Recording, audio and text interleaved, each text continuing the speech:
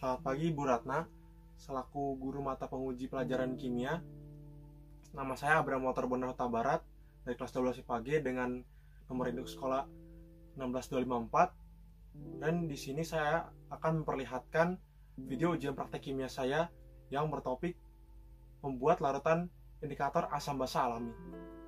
Selamat menonton. Indikator adalah suatu zat yang dapat menunjukkan sifat asam atau basa dari suatu larutan. Nah, indikator ini bagi menjadi dua. Ada indikator buatan, yang contohnya adalah kertas lakmus. Lalu juga ada indikator alami, yang contohnya adalah kolongu, kunyit, bunga kembang sepatu, bunga teleng, dan masih banyak lagi. Nah, di sini saya akan mencoba membuat indikator alami. Berikut adalah cara melakukannya. Untuk alat kita ada cobek, ulekan, pisau, saringan, sendok, dan wadah. Untuk bahan kita butuh jeruk, air keran, garam, air sabun, deterjen, cuka, dan pasta gigi. Untuk indikator kita ada kembang sepatu, kembang teleng, kolongu, kunyit. Pertama-tama peras jeruk untuk mendapatkan air jeruk.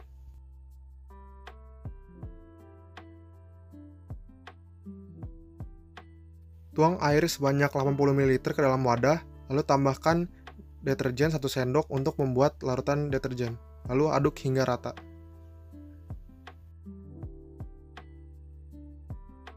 Tambahkan 80 ml air ke dalam wadah, lalu tambahkan 1 sendok sabun untuk membuat air sabun. Lakukan perbuatan yang sama kepada larutan garam. Mengapa 80 ml? Karena akan dibagi 4 untuk 4 indikator. Teteskan 80 ml cuka ke dalam wadah. Tuang 80 ml air dan tambahkan 1 sendok pasta gigi, lalu aduk hingga rata. Tuang 80 ml air keran. Lalu ulek indikator bunga sepatu hingga hancur menjadi bubur.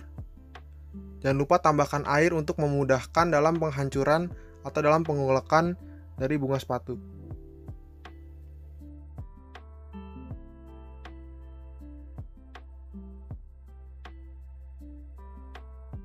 Lakukan penyaringan kepada bubur bunga sepatu untuk mendapatkan air sari dari bunga sepatu yang akan dijadikan larutan indikator bunga sepatu.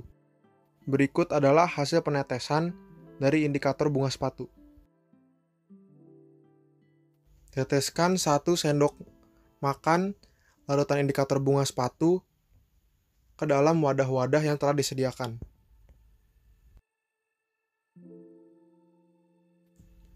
Jangan lupa untuk mengaduk larutan yang sudah diteteskan supaya mendapatkan warna yang akurat.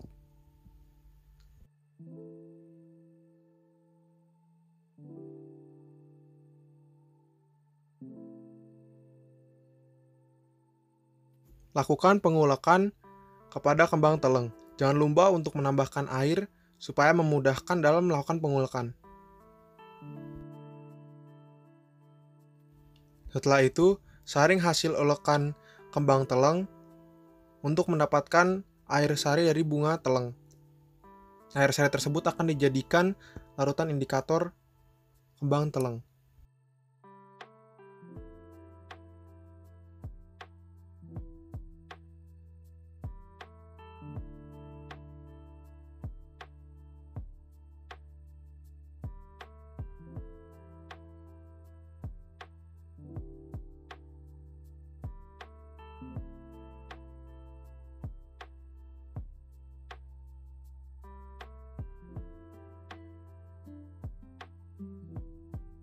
Berikut adalah penetesan indikator bunga teleng.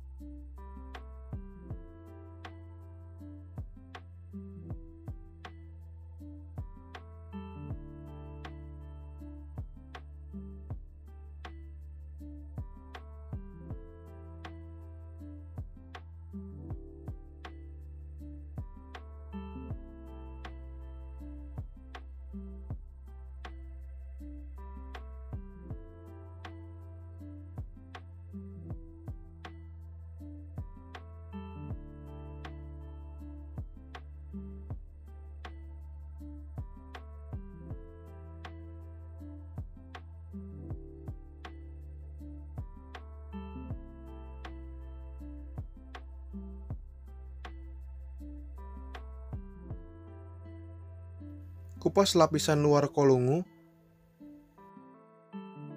lalu lakukan pengulekan kepada bagian yang sudah dikupas tersebut. Jangan lupa untuk dikiris kecil-kecil supaya lebih mudah saat melakukan pengulekan.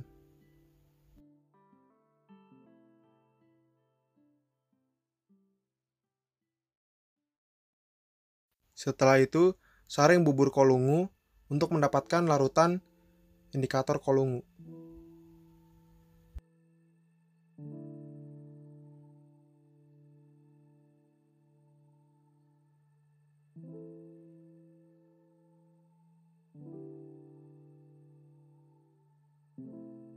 Berikut adalah hasil penetesan larutan indikator kolungu.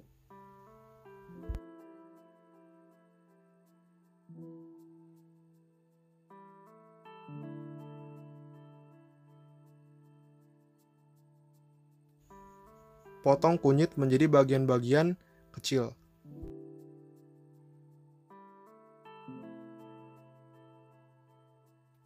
Lakukan pengulekan pada kunyit.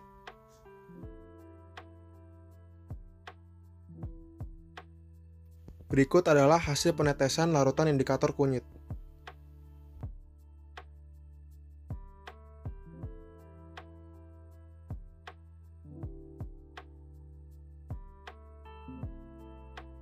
Nah, setelah melihat video percobaan tersebut, berikut adalah beberapa hal yang bisa disimpulkan.